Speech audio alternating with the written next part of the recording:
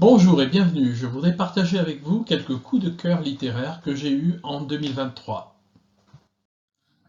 Crépuscule de Philippe Claudel commence par un crime. Dans un petit village perdu dans la montagne, quelque part entre l'Italie et l'Empire austro-hongrois, un curé a été assassiné.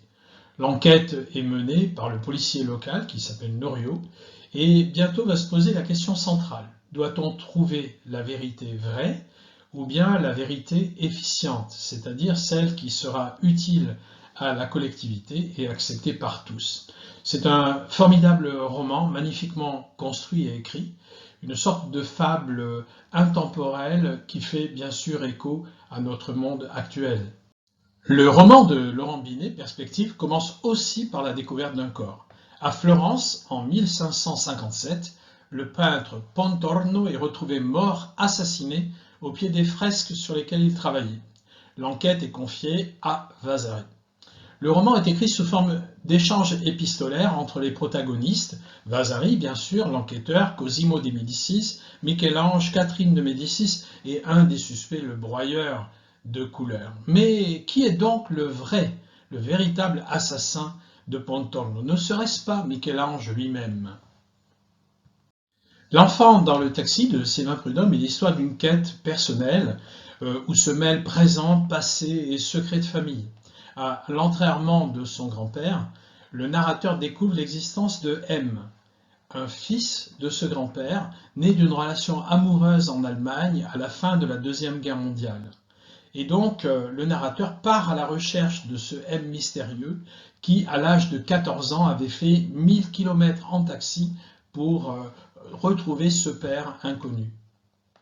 J'ai beaucoup aimé le roman Les Mangeurs de nuit de Marie Charelle.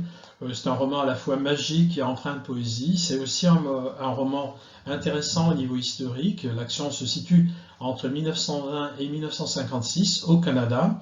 Et le roman met en scène deux personnages principaux, Anna, qui est née au Canada mais fille de migrants japonais, et Jack, ermite et garde forestier, qui est devenu ermite suite au départ de son frère pour la guerre.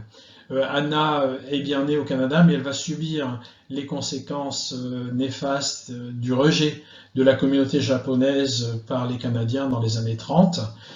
Les hommes et les femmes sont séparés, parqués, condamnés sans procès à vivre dans des camps dans lesquels il est très difficile de survivre. Et donc Anna et plusieurs autres femmes vont fuir ces camps et seule, en fuite dans la forêt, elle est attaquée par un ours et c'est Jack, ermite donc, qui va la secourir et la recueillir dans sa cabane. Je termine par les romans d'Akira Mitsubayashi, Âme brisée, Reine de cœur et Suite inoubliable. Akira Mitsubayashi est un auteur japonais qui a choisi la langue française comme langue d'expression. Dans ces trois récits, qui forment une sorte de trilogie, on va retrouver à la fois des histoires d'amour et la musique qui allie les générations par-delà la mort. Il y aurait beaucoup d'autres coups de cœur à partager avec vous, alors j'ai préparé un petit livret avec d'autres suggestions de lecture et une quarantaine d'extraits de texte. C'est très facile à télécharger, vous pourrez télécharger ce livret en utilisant le QR code ici à droite ou bien le lien qui est indiqué ci-dessous. Voilà, bonne lecture!